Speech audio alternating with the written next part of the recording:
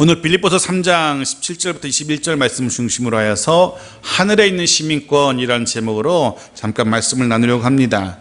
요 근래에 특검에 청와대 수색, 수사, 압수수색 이런 거, 또 청와대 수색으로 인하여 또 헌법재판소의 대통령 탄핵 심판 등으로 인하여서 온 나라가 떠들썩합니다. 그런데 우리나라뿐 아니라 바다 건너 미국도 무지 시끄러운 듯 합니다. 새로 대통령이 된 트럼프라는 분이 중동, 아프리카 중심으로 7개 나라의 사람들, 국민들은 미국에 들어올 수 없다는, 입국할 수 없다는 행정명령을 발동했기 때문에 그렇습니다. 문제는 지금 미국 내 IT 기업의 60% 이상 혹은 모든 기업의 50% 이상이 이민자나 이민자의 자녀들이 세운 기업이라는 겁니다. 지금도 그곳에서 일하는 사람들의 최고 엘리트 중에 30%들 이상이 역시 이민자 출신이라는 겁니다. 물론 이들은 거의 다 이중 국적자들입니다. 미국의 영주권도 가지고 있고 혹은 시민권도 가지고 있고 자기는 출신 나라의 국적도 가지고 있는 이중 국적자들입니다. 이들을 처음에 트럼프가 이제 못 들어오게 했죠. 그래서 미국에서 일하는 사람들이, 미국에 집도 있고 자녀도 있고 다른 사람들이 외국에 잠깐 출장 갔다가 못 들어온 일들이 이제 발생한 겁니다. 난리가 난 거죠. 그래서 이제 한참 이제 법적인 소송도 있고 적어도 미국의 시민권자들, 영주권자들은 다시 들여보내야 되는 거 아니냐라는 의견이 비등해서 결국 트럼프가 한 발 물러섰더라고요. 그래서 입국 금지 대상 나라 출신이지만 미국의 영주권이든지 시민권을 가진 사람은 들어올 수 있도록 입국을 허용하기로 했다라고 지난주 금요일 발표가 되더라고요. 다시 한번 미국의 시민권 혹은 영주권의 가치랄까요? 위력을 새삼 확인할 수 있는 그런 사건이었습니다. 우리가 읽었던 오늘 본문 속에서도 이런 시민권에 대한 사도 바울의 이야기가 담겨져 있습니다. 우리가 지난주 앞절에서는 표대를 향하여, 부름의 상을 향하여, 하나님의 나라를 위하여 달려갈 것을 주문했던 사도 바울이 오늘 본문에서는 그렇게 달려가야 할, 표대를 바라보고 부름의 상을 바라보고 하나님의 나라를 바라보고 달려가야 하는 이유도 오늘 본문에서 설명합니다. 그 이유가 바로 우리는, 저와 여러분은 하나님 나라의 시민권을 가진 자들이라는 거죠. 자, 오늘 본문은 이제 한 절씩 살펴보겠습니다. 먼저 17절입니다. 17절 같이 읽겠습니다. 시작. 형제들아, 너희는 함께 나를 본받으라. 그리고 너희가 우리를 본받은 것처럼 그와 같이 행하는 자들을 눈여겨보라. 먼저 사도 바울은 빌립보 교회와 성도들을 향하여, 그렇게 표대를 향하여 혹은 부름의 상을 향하여, 그리고 하나님 나라를 향하여 달려가고 있는 자신을 본받으라고 당당하게 이야기합니다. 지난주 나눈 말씀에 등장했던 반도덕주의자들 혹은 자유주의자들이라고 불리는 이들 기억하실 겁니다.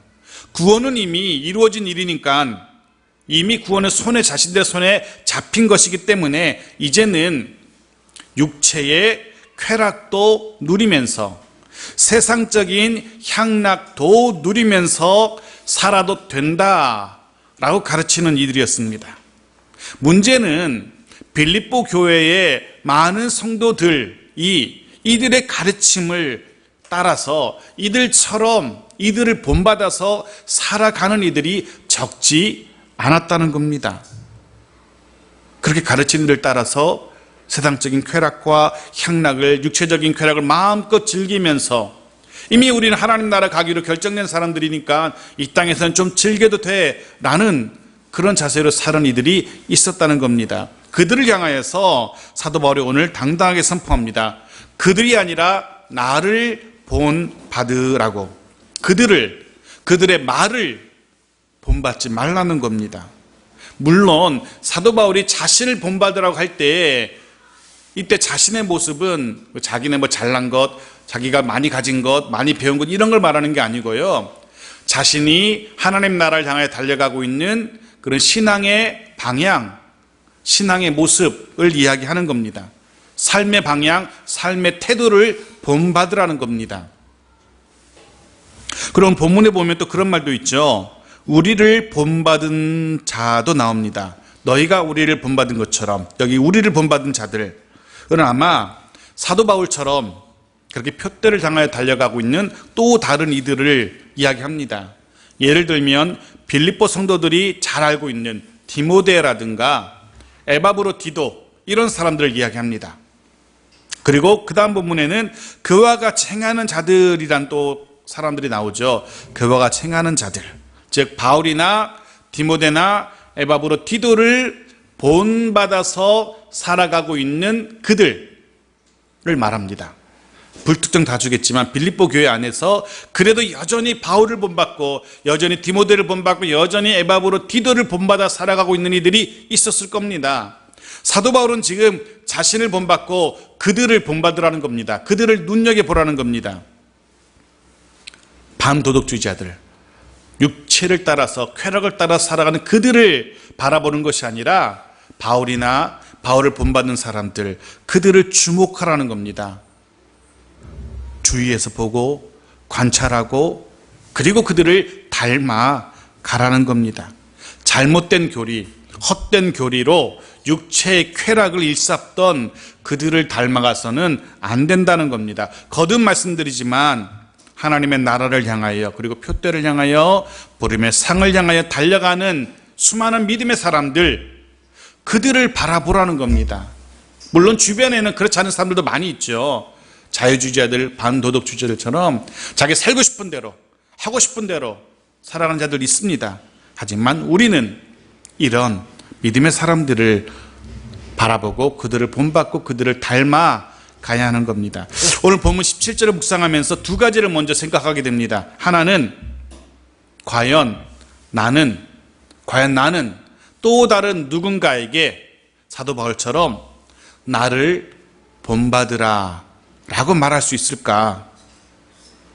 먼저 믿은 우리들이기에, 먼저 하나님의 은혜를 체험한 우리들이기에 또 다른 누군가에게, 이제 막 신앙생활하는 사람, 하는 그들에게 나를 본받으라 라고 말할 수 있어야 되지 않을까? 과연 우리는 그런지. 가장 가까운 친척들이나 친구들이나 더 가까운 가족 혹은 자녀들에게 과연 우리가 자신 있게 나를 본받아 라고 말할 수 있을까? 저도 그렇고 여기 계신 여러분도 그렇고 그렇게 가까운 이들에게 나를 본받으라 라고 자신 있게 말할 수 있는 그런 신앙의 사람들로 세워져 가기를 간절히 소원합니다. 그리고 또 한 가지는요, 오늘 본문 17절을 묵상하면서 나 역시 또 다른 누군가를 본받고 닮아 가야 한다는 사실을 깨닫습니다. 우리의 신앙이 매일같이 거기에 머물러서는 안 된다는 거죠. 우리보다 더 좋은 신앙의 사람, 더 좋은 신앙의 선배를 바라보면서 그들을 닮아갈 필요가 있습니다. 여러분이 닮고 싶은 신앙의 선배 있으신지 모르겠습니다. 우리가 닮을 만한 신앙의 선배가 있다는 것, 우리가 닮고 싶은 신앙의 모델이 있다는 것은 그 자체가 큰 은혜입니다. 큰 복입니다. 하지만 그렇지 않다 할지라도 주변에 도무지 내가 닮고 싶은 그런 신앙의 모델이 없어요 한다 할지라도 실망할 필요 없습니다. 우리에게는 가장 완벽하고 가장 좋은 신앙의 모델, 신앙의 선배가 계십니다. 바로 예수 그리스도가 계십니다. 데살로니가전서 1장 6절 말씀 보십시오. 같이 읽겠습니다. 또 너희는 많은 환난 가운데서 성령의 기쁨으로 말씀을 받아 우리와 주를 본받는 자가 되었으니.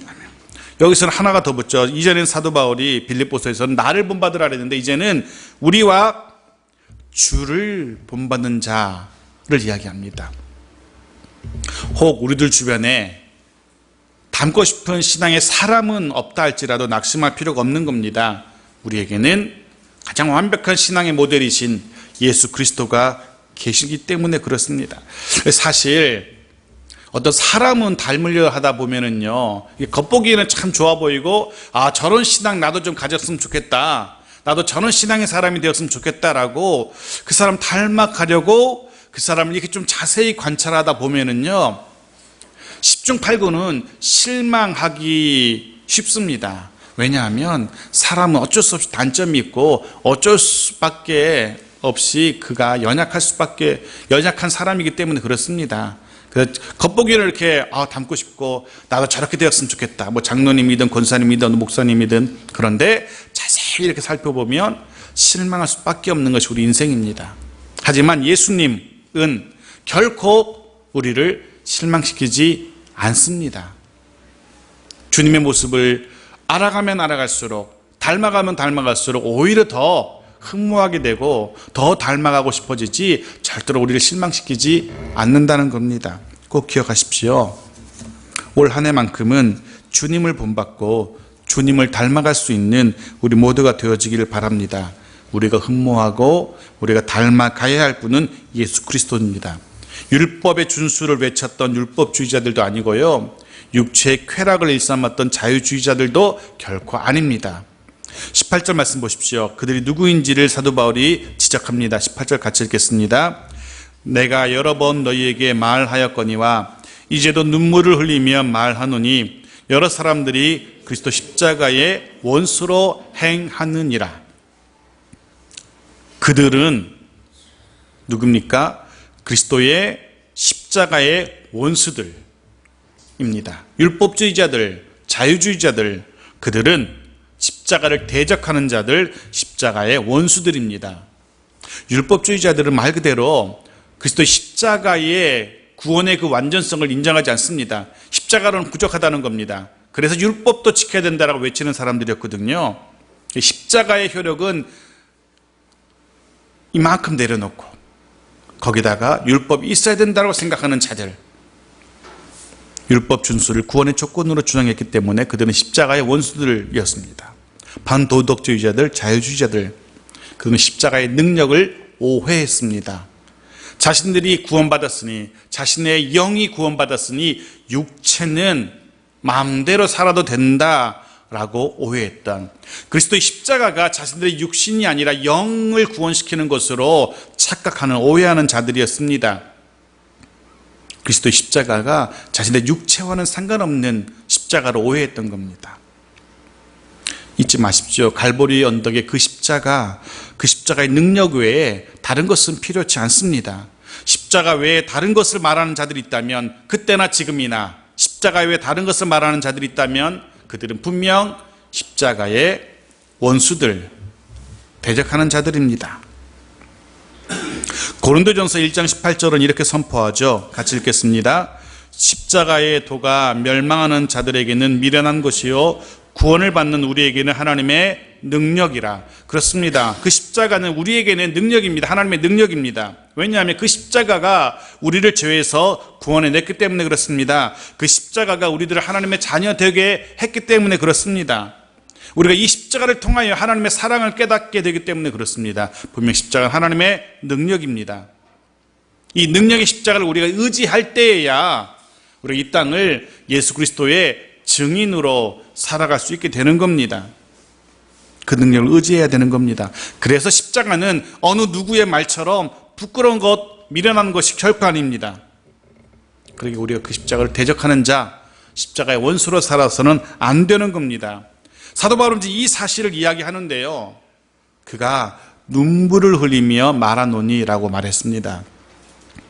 내가 여러 번 너에게 말하였거니와 이제도 너 눈물을 흘리며 말하노니. 안타까움에 눈물을 흘리고 있는 겁니다. 많은 사람들이 십자가의 원수로 살아가고 있었던 겁니다. 많은 사람들이 십자가를 대적하며 살아가고 있었던 겁니다. 그래서 그들을 바라보면서 안타까움의 눈물을 흘리고 있습니다. 사도 바울이 어떤 사람인지 보십시오. 사도행전 20장 31절 같이 읽겠습니다. 시작. 그러므로 여러분이 일깨워 내가 3년이나 밤낮 쉬지 않고 눈물로 각 사람을 훈계하던 것을 기억하라. 고린도후서 2장 4절도 같이 보겠습니다. 내가 마음에 큰 눌림과 걱정이 있어 많은 눈물로 너에게 쏟노니 이는 너희로 근심하게 하려 한 것이 아니요 오직 내가 너희를 향하여 넘치는 사랑이 있음을 너희로 알게 하려 함이라. 에베소 교회를 향하여 사도 바울이 이야기합니다. 고린도 교회를 향하여 사도 바울이 이야기합니다. 그리고 오늘 빌립보 교회를 향하여 사도 바울이 얘기합니다. 그 가운데 공통되는 모습이 있습니다. 눈물로 너희에게 훈계했던 것, 눈물로 너희에게 썼던 것, 눈물로 너희에게 말하였던 것을 반복합니다. 사도 바울은 눈물의 사도였습니다. 안타까운 초대교회와 성도들의 모습을 바라보면서 날마다 눈물을 흘리던 눈물의 사도였습니다. 그런 생각을 해봅니다. 우리는 십자가에서 멀어져 있는 누군가를 생각하면서 눈물을 흘려본 적이 있는지, 과연 나는 여전히 십자가 앞으로 나오지 못하는 누군가를 인하여 눈물 흘려본 적이 있는지, 여전히 사랑하는 이들이 십자가의 원수로 살아가고 있는데, 여전히 친척들과 친구들이 십자가를 대적하며 살아가고 있는데도 무감각하게 나만 제대로 신앙생활하면 되지, 그럼 아무 문제 없다고 생각하며 착각하는 이들 아닙니다. 그렇게 아무런 안타까움 없이, 아무런 감각 없이 살아가서는 안 됩니다. 우리에게도 사도 바울이 흘렸던 영혼을 향한 안타까움의 눈물이 회복되기를 소원합니다. 19절 말씀 보겠습니다. 그들의 모습을 다시 한번 이야기하죠. 19절입니다. 그들의 마침은 멸망이요 그들의 신은 배요 그 영광은 그들의 부끄러움이 있고 땅의 일을 생각하는 자라. 여기서 말한 그들은 십자가의 원수들을 말합니다. 지금 사도 바울은 율법주의자들, 반도덕주의자들, 빌립보 교회에 있었던 이 두 부류의 십자가의 원수들을 이야기하며 그들의 실체를 드러내고 있습니다. 보십시오. 그들의 마침, 그들의 마지막은 무엇이라고요? 멸망이랍니다. 이 이야기는 지금은 아무 문제 없어 보인다는 겁니다. 지금은 아무 문제 없어 보입니다.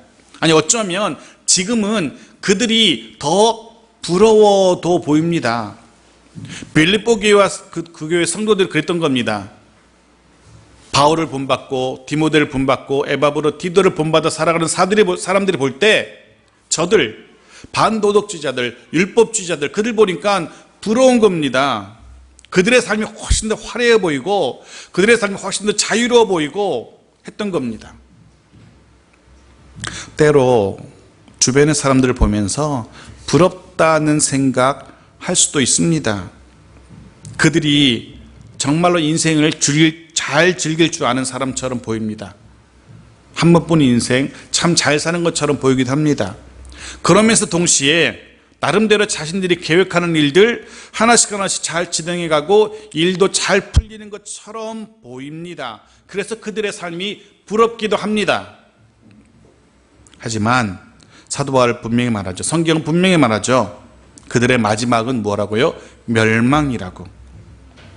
지금 그들의 모습 보면서 부러워할 필요 없는 겁니다. 지금 그들의 모습 보면서 마음속에 이렇게 닮고 싶은 마음 가질 필요가 없는 겁니다. 왜냐하면 그들의 마지막은 멸망이기 때문에. 또 보십시오.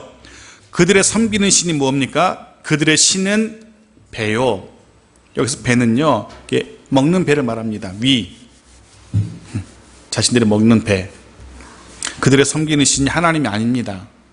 교회에서 예배드리고 있지만 그들은 하나님을 섬기지 않습니다. 예수 그리스도를 섬기지 않습니다. 실제로 섬기고 있는 것은요, 자기들의 배입니다. 위, 자기 배 채우는 것, 배 든든한 것, 육체적 쾌락을 말합니다. 육체적인 쾌락을 위해서 살아가고 있는 자들입니다. 속지 마십시오. 하나님을 섬기면서 동시에 세상도 즐길 수는 없습니다. 예수 그리스도의 십자가를 의지하면서 동시에 세상도 의지할 수는 없는 겁니다. 둘 중에 하나는 포기해야 되는 겁니다. 그들은 십자가가 아니라, 하나님이 아니라, 그리스도 예수가 아니라 자신을 섬기는 자들이었던 겁니다. 심지어 그들의 영광은 그들의 부끄러움에 있답니다. 그들의 영광은 그들의 부끄러움에 있다. 이 말은요, 무슨 말이냐면 수치스러운 일을 하면서도, 부끄러운 일을 하면서도 부끄러운지를 모르고 수치스러운지를 모르고 오히려 자랑한다는 겁니다. 분명 수치스럽고 부끄러운 일을 저지르고 있으면서도 부끄러운지를 모르고 오히려 그런 부끄러운 모습을 자랑하고 있다는 표현입니다. 후한무치라고 하죠. 후한무치. 수치와 염치를 모르는 자들을 이야기합니다.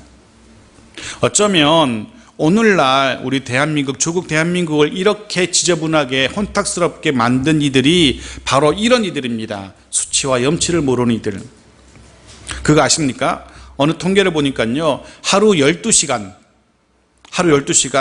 잠자는 시간, 먹는 시간 빼고 12시간 이상을 죽어라 공부해도 9급 공무원 시험에 합격하는 것이 하늘의 별 따기라고 합니다.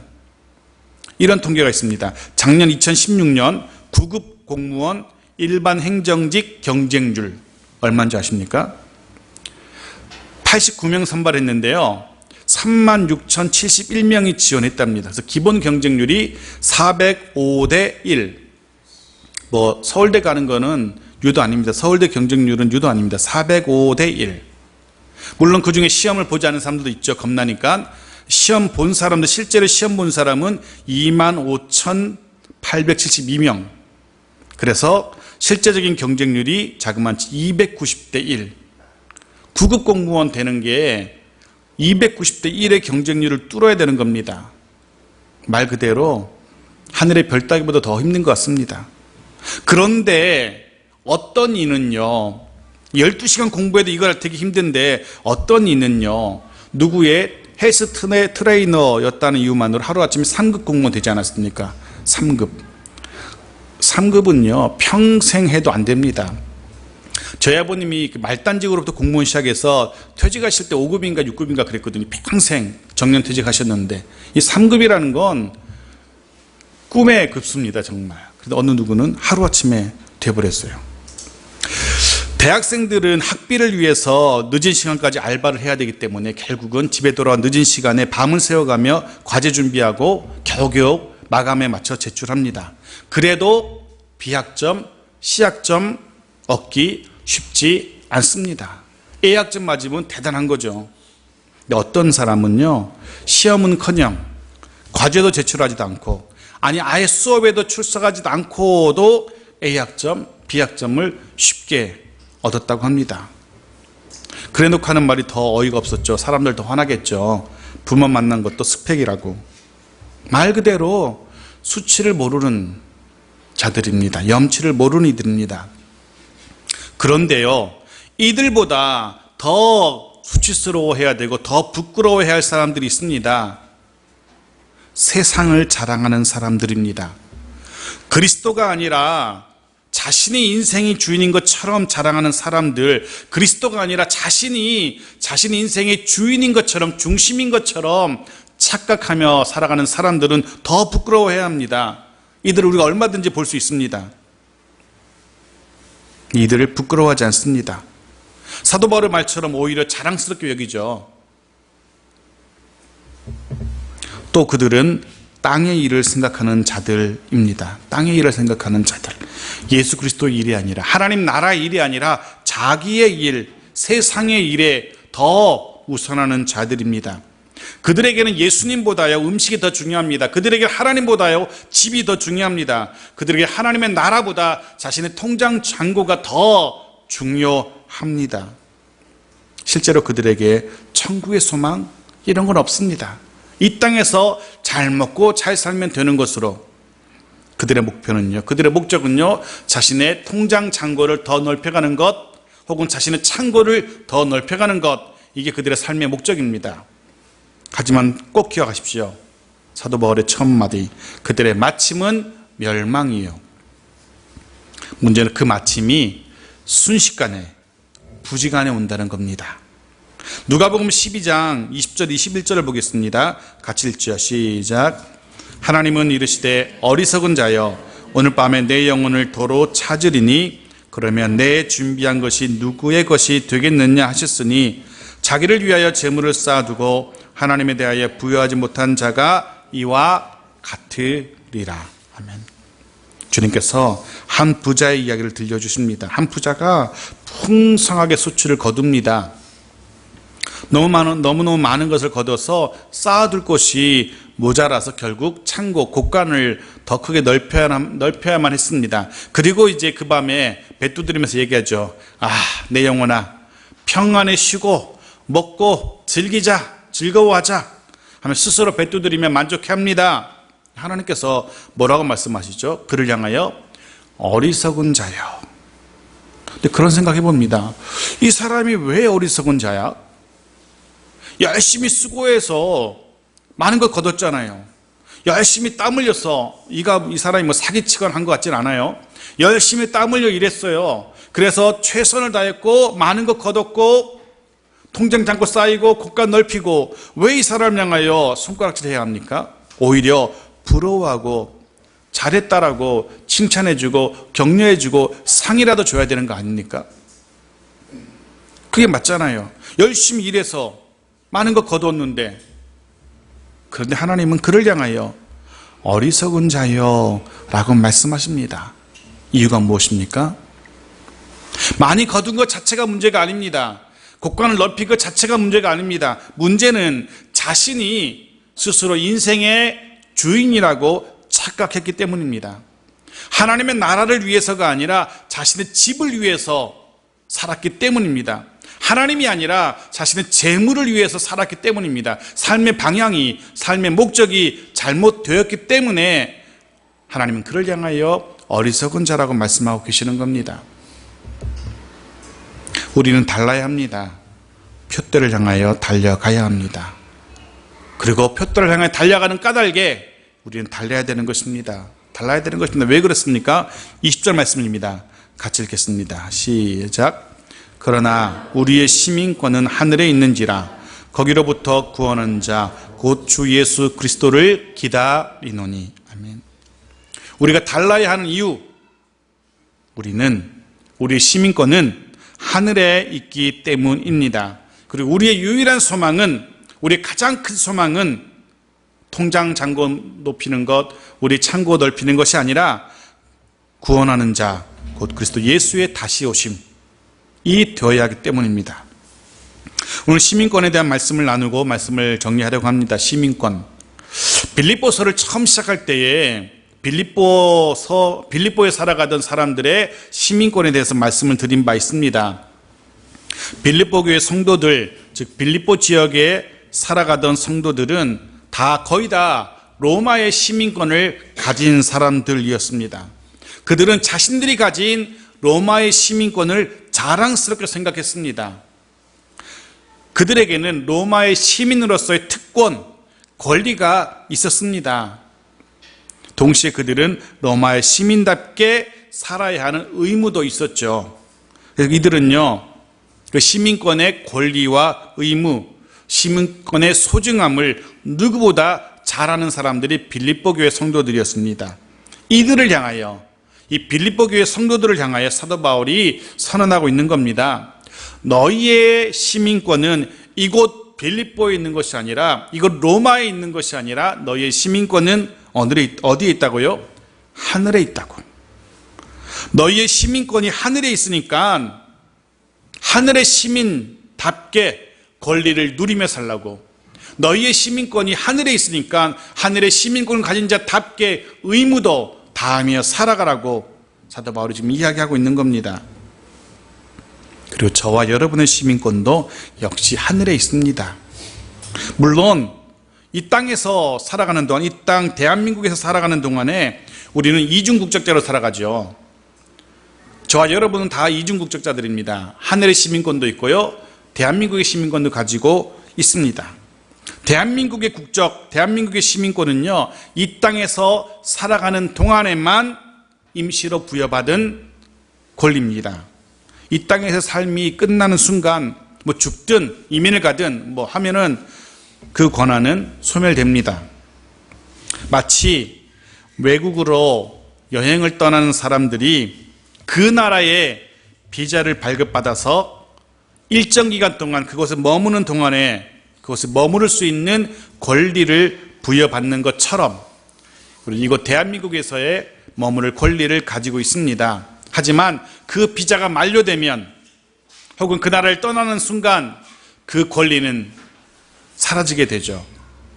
그래서 사도 베드로는요, 그런 우리들을 나그네라고 표현합니다. 베드로전서 2장 11절 마지막으로 같이 읽어보겠습니다. 시작. 사랑하는 자들아, 거류민과 나그네 같은 너희를 권하노니 영혼을 거슬러 싸우는 육체의 정욕을 제어하라. 사도 바로 그렇게 말합니다. 사랑하는 자들아, 거류민과 나그네 같은 너희라고. 거류민은요, 남의 나라에 임시로 머물고 있는 사람들을 말합니다. 나그네 역시 자기 고장을 떠나서 다른 곳에 임시로 머무르고 있거나 여행하고 있는 사람을 말합니다.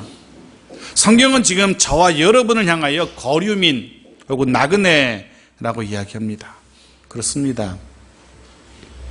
이 땅에서 우리는 거류민이고 나그네라는 사실을 잊지 마십시오. 돌아가야 할 고향이 있다는 것, 돌아가야 할 우리의 본국이 있다는 사실을 우리는 기억해야 합니다. 안타까운 것은 많은 사람들이 본국으로 돌아가지 못하고 이국 땅에서 삶을 마치고 본국에 가지 못하는 이들도 많습니다.